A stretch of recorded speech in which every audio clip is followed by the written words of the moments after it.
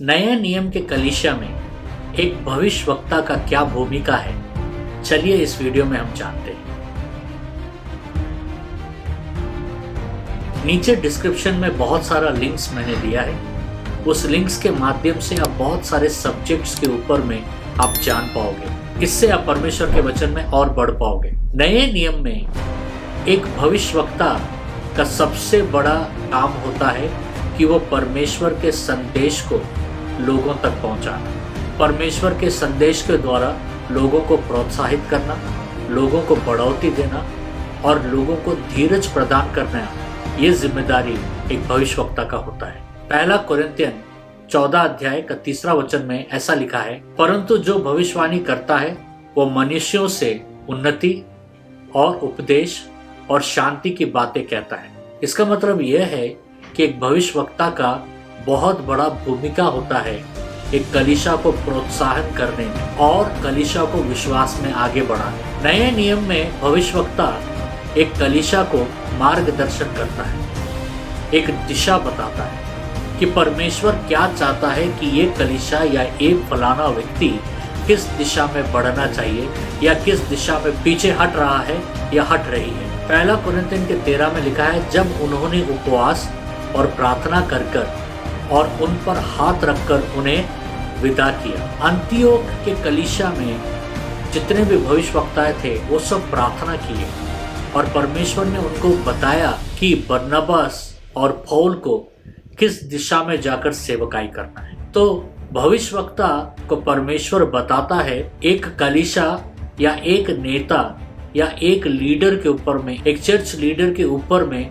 परमेश्वर का डेस्टिनी या संकल्प क्या है। और जब ये रिवील होता है, जब ये बयां होता है, तब वहां से एक मार्गदर्शन बनता है और इससे उस लीडर का या उस कलीसिया का उन्नति शुरू होता है। इसलिए नए नियम के कलीसिया में भविष्यवक्ताओं का होना बहुत ही जरूरी है। और एक मुख्य भूमिका जो नए नियम के कलीसिया के भविष्यवक्ताओं का यह है कि वो परमेश्वर के वचन को क्लैरिफाई करते हैं, साबित करते हैं, प्रमाणित करते हैं। जब हम प्रेरितों का कार्य का 31वां अध्याय 10 से लेकर 11 वचनों में पढ़ते हैं तो वहां हम देखते हैं एक भविष्यवक्ता है जिसका नाम अगबस है। वो पौलुस के पास आता है और पौलुस के कमर से बेल्ट निकालकर अगबस अपने हाथ को बांध लेता है और भविष्यवाणी करता है पौलुस के ऊपर और कहता है कि जो इस बेल्ट का मालिक है वो यरूशलेम में पकड़वाया जाएगा। और ये पवित्र आत्मा के द्वारा अगबस से भविष्यवाणी पाता है। इससे पता चल गया है कि आगे आने वाली संकटें क्या होंगी या आगे आने वाली कठिनाइयाँ क्या होंगी हमारे विश्वास की यात्रा। तो भविष्यवक्ताएं जो है वो बयां करते हैं, परमेश्वर की ओर से वो वचन लेकर आकर हमें बताते हैं कि भविष्य में हम किन चीज़ों का सामना करने वाले हैं ताकि हम अभी से अपने आप को तैयार कर सकें। भविष्यवक्ताएं जो होते हैं वो नए नियम के कलीसिया को पवित्रता में चलाने के लिए और सिधाई में चलाने के लिए बहुत ही मुख्य भूमिका उनका होता है। पहला कुरिन्थियन 14 अध्याय में जब हम देखते हैं, भविष्यवक्ताओं में से 2 या 3 बोलो और शेष लोग उनके वचन को परखो, परंतु यदि दूसरे पर जो बैठा है कुछ ईश्वरीय प्रकाश हो तो वो पहला चुप हो जाए, क्योंकि तुम सब एक एक करके भविष्यवाणी कर सकते हो ताकि सब सीखे और सब शांति पाए। और भविष्यवक्ताओं की आत्मा भविष्यवक्ताओं के वश में। ये बहुत ही जरूरी है कि एक गिफ्ट को कैसा एक्सरसाइज करना ये जानना बहुत जरूरी है। भविष्यवक्ता का वर और जो भविष्यवक्ता है नए नियम में वो एक कलीसिया को सही रीति से अपने वरों को इस्तेमाल करने में सिखाते हैं और कैसे वर को इस्तेमाल करना है, कैसे कलीसिया को एक अलाइनमेंट में, एक पवित्रता में और कैसे कलीसिया को चलाना है, ये एक भविष्यवक्ता के द्वारा परमेश्वर सिखाता है कलीसिया।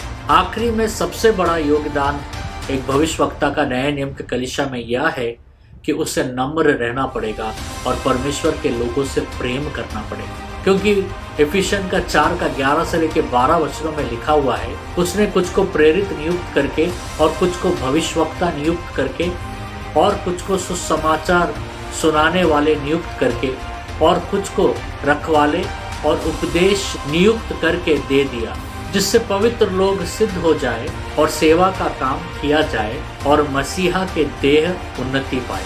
भविष्यवाणी का जो वर है, कोई भी वर नए नियम में इसीलिए दिया गया है ताकि मसीह का देह जो कलीसिया है वो उन्नति पाए। तो नए नियम के भविष्यवक्ता का सबसे बड़ा योगदान यह है कि वो मसीह के देह यानी कलीसिया के उन्नति के लिए पूरे मन, तन और स्वभाव से काम करे।